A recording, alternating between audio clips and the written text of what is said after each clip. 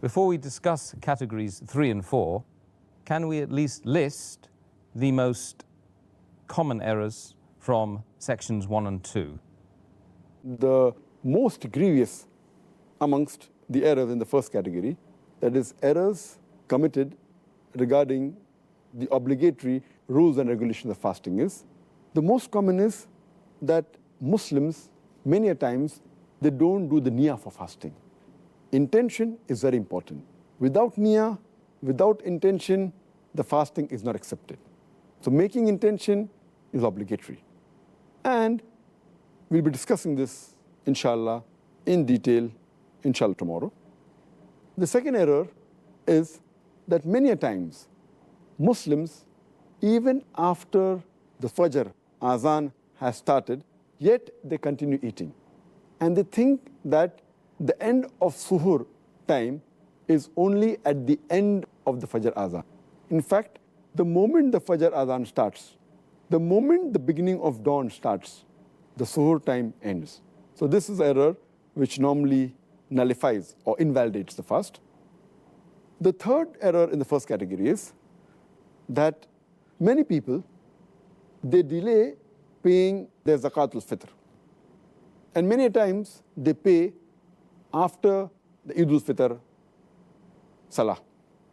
If we pay the zakatul fitr after Eid al-Fitr, then it is like normal charity. It does not come under the zakatul fitr.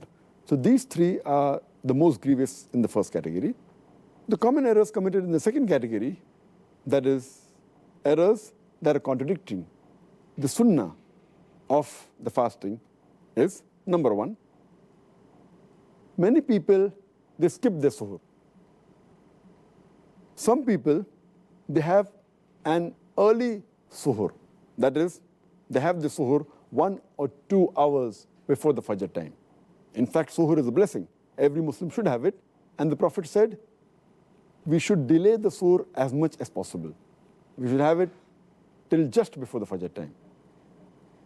The third mistake committed by Muslims in this category is that they delay opening their fast. They delay the iftar. And our Prophet ﷺ said that the people will be good as long as they hasten in breaking the iftar. That means immediately after sunset, they should break the iftar. The fourth common error in this category is that many Muslims, they read unauthentic dua during iftar. The most authentic dua, as far as iftar is concerned, is Zahab al-Zama, wa abtallati uruku, wa sabat al-arj, inshallah. Which means that my thirst is quenched, the veins are moistened, and the ajr is near, inshallah, God willing. The reward is near, God willing. And some people, when they read this dua for breaking the fast, they say it before breaking the fast. Before they put their date in the mouth, they say this, and it is contrary to the meaning. The meaning says that my thirst has been quenched. Zahaba zama, wabtallati uruku. My thirst has been quenched, and the veins have been moistened. Your thirst cannot be quenched before breaking the fast. So normally it should be said after you eat the khujur, after you have water and you're satisfied, maybe after some minutes after you break the fast, then you can read this dua. Zahaba zama, wa abtalati uruku, wa sabat al-ajr, inshallah. Which means, my thirst has been quenched. The veins have been moistened. The reward is near, inshallah, God willing. The sixth common error made by Muslims in this category is that many Muslims, they eat excessively during iftar. And many of them even eat throughout the night. The seventh common error is that many of them, they are negligent as far as Tarawih is concerned.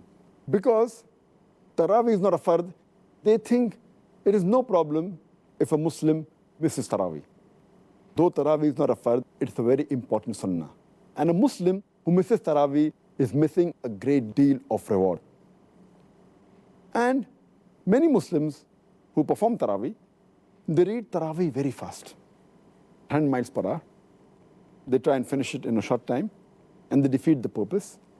In fact, you should read with a moderate pace so that people understand and they grasp the message of Allah subhanahu wa ta'ala.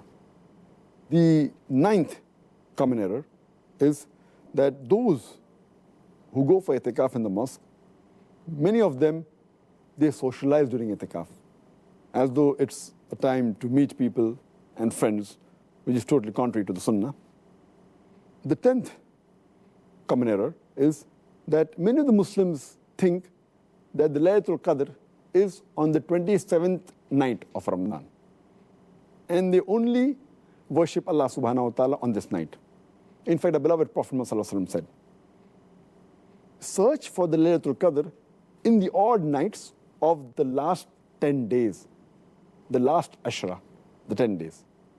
Therefore, Laylatul Qadr can fall either on the 21st night, or 23rd, or 25th, or 27th, or 29th.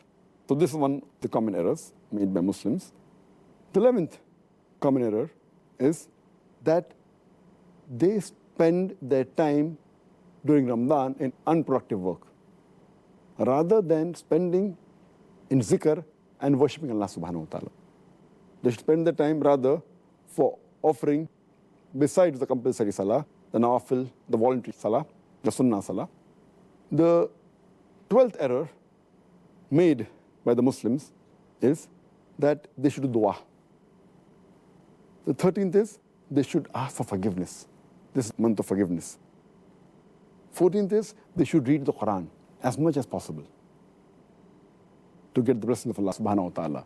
The 15th is that they fast and they keep themselves hungry, but basically they're not mentally prepared for that fast.